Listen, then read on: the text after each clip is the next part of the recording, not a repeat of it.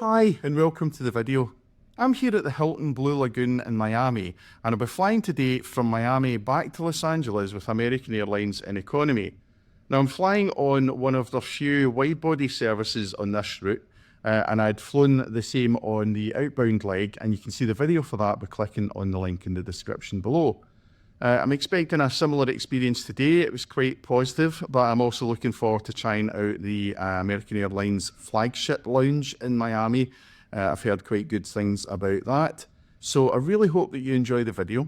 Thanks so much for watching. Let's go. It was another early start ahead of this morning's flight, and I arrived at Miami Airport around 6 AM. As I made my way inside, thankfully I didn't have to go to the check-in desks as I'd already downloaded my boarding passes to the American Airlines app, although I did seek directions from one of the staff to find the right security channel, since I had TSA pre-check and not all of the security areas had separate TSA lanes. He directed me to the far end of the terminal where I was quickly through security. However, once I was through to the other side, I realised that the flagship lounge was all the way at the other end of the terminal. In fact, if I'd gone through one of the regular security lanes nearer to where I entered the terminal, I'd probably have saved myself a lot of walking. But hey, it's always fun to explore the sights and sounds of a new airport. Although as terminals go, this was a fairly uninspiring one and could have been any of 100 terminals around the world. But at least there appeared to be plenty of seating around the gate areas.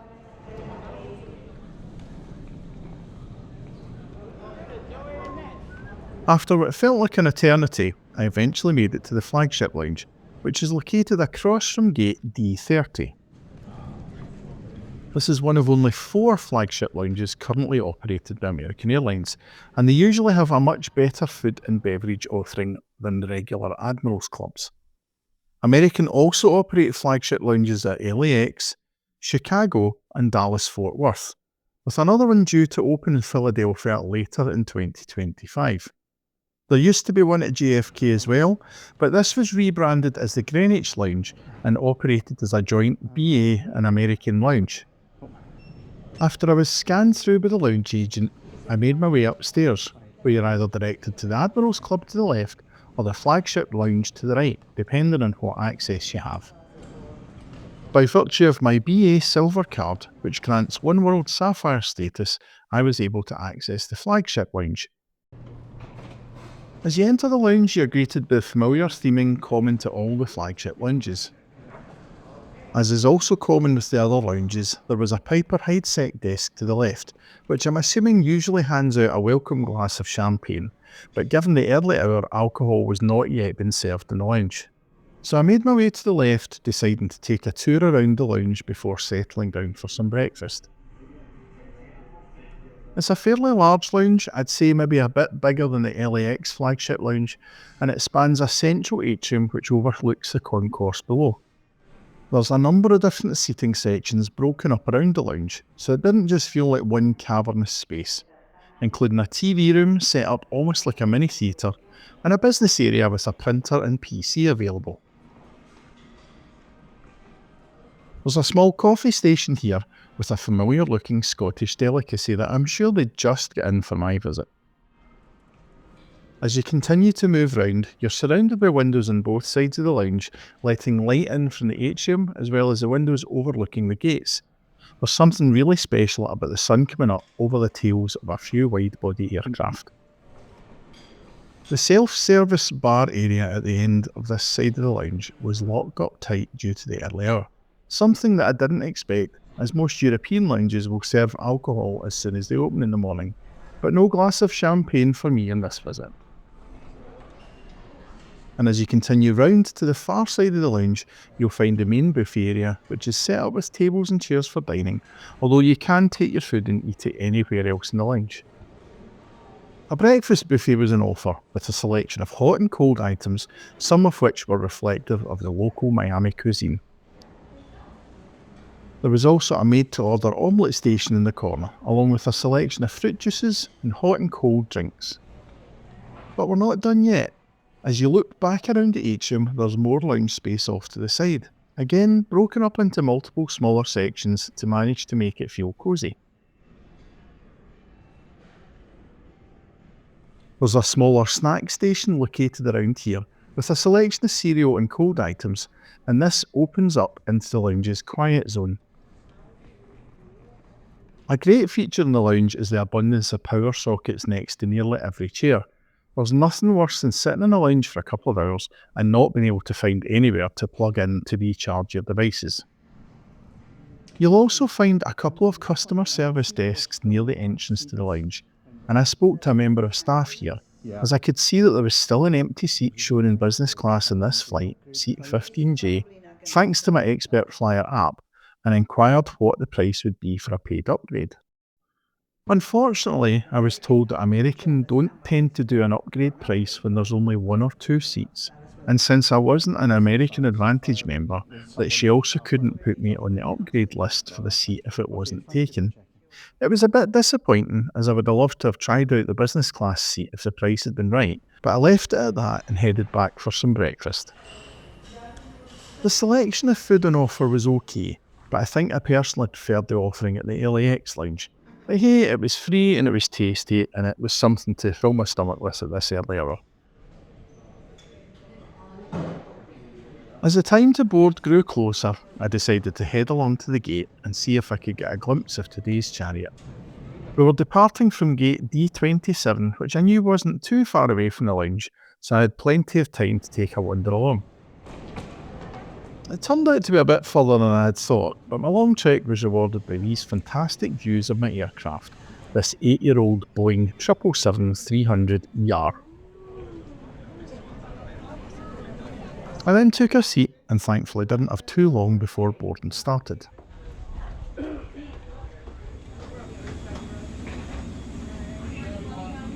Boarding was via door 2 left, which meant a trek through the main business class cabin, which boasts an impressive 11 rows of saffron Cirrus 2 seats in a 1-2-1 layout. There's also a small cabin at the front of the aircraft which has 2 rows of business class as well as 2 rows of first. The premium economy cabin has a staggered 2-4-2 layout, resulting in 3 rows at the windows and 4 in the middle. And behind this mini cabin are 25 rows of economy. American's premium economy seats are based on the same Collins Aerospace MIQ seats that they use in their domestic first short-haul cabins and are very comfortable. American sell these as main cabin extra seats on this flight, and thanks to my status with BA, I was able to select one of these seats for no additional charge. Inside the armrest of each seat you'll find a headphone jack, universal power socket and USB charger, as well as a slot for storing a tablet or small laptop. You'll also find the seat recline button and the remote control for the IFE system. The seats have a nice padded adjustable headrest and a fold-out footrest.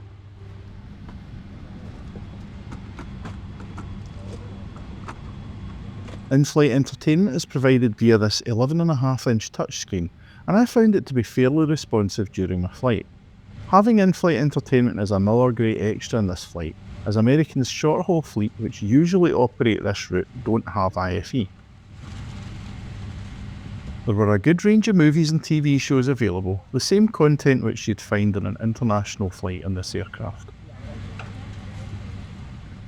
Below the IFE screen you'll find a literature slot which holds a safety card, and under this a small storage pouch. You'll also find individual air vents and reading lights above your seat.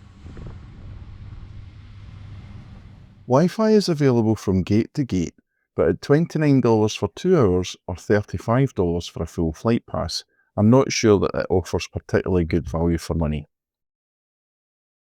With boarding complete, we were given a welcome by Captain McDonald and we pushed back on time from stand to begin our taxi over to runway 8 right.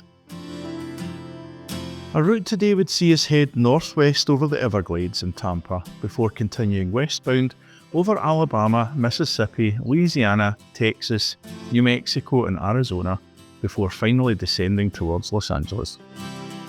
Due to the morning rush hour of departures ahead of us, it took us around 30 minutes to get to the runway, despite being right next to it, but the captain did a great job of keeping us informed via the short delay.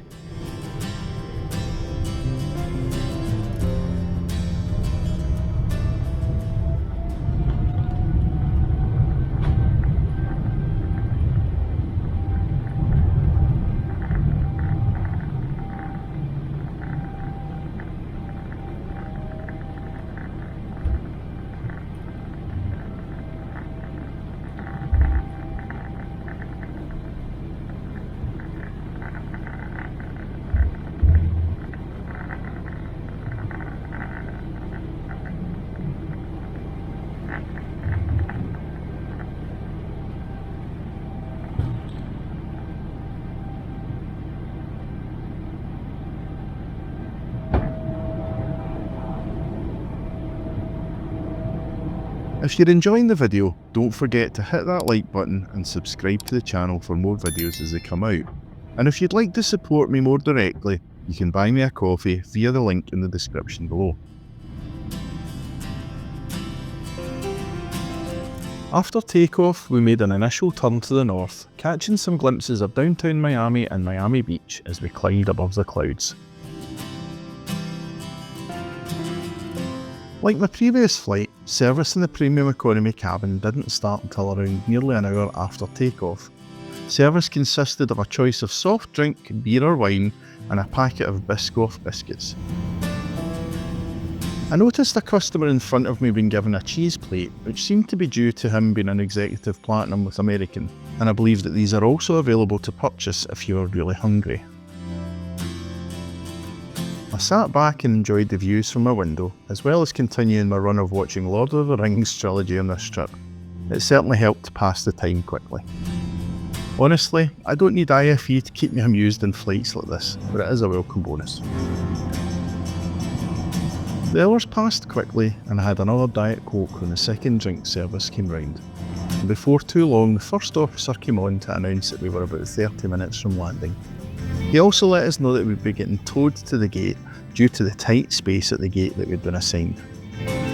As we would be landing at LAX just before lunchtime, it was my intention to visit the LAX Flagship Lounge to freshen up with a shower, grab some lunch and watch planes before heading back to the hotel.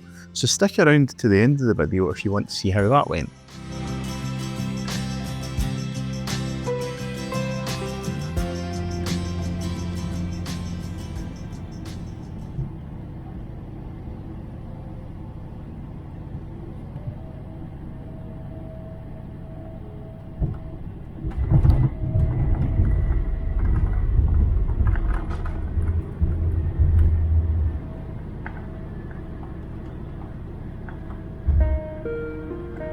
After touchdown on runway 25 left, we had a very short taxi over to gate 41, which also happened to be the closest gate to the flagship lounge.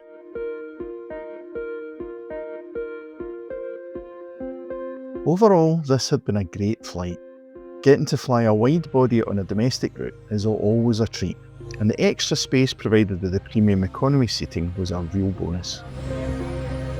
It was just a shame that I wasn't able to pay for an upgrade in this flight, but I'll hopefully get a chance to try out American's business class product at some point in the future.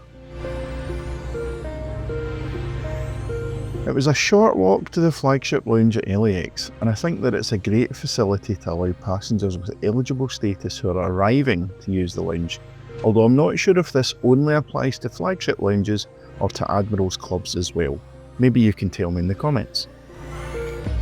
One thing to point out though, I had some issues initially simply because I no longer had a copy of my inbound boarding pass, but the lounge agent was able to sort this out for me quite quickly, so make sure you take a screenshot if you're using an electronic boarding pass through the app. Magic ticket in hand, it was upstairs to the flagship lounge and a welcome glass of champagne, ready to pass a couple of hours before I could check into my hotel for the night. Thanks so much for watching, and I really hope you enjoyed the video. If you have, please remember to like and subscribe, and if you want to support the channel, you can buy me a coffee via the link in the description below. And before I go, one final thought on the excellent shower facilities here at the LAX Flagship Lounge. The showers in the LAX Flagship Lounge are really nice. They're probably the nicest looking that I've been in the flagship lounges. But if you thought the British Airways Lounge had a 90 drain, you've heard nothing.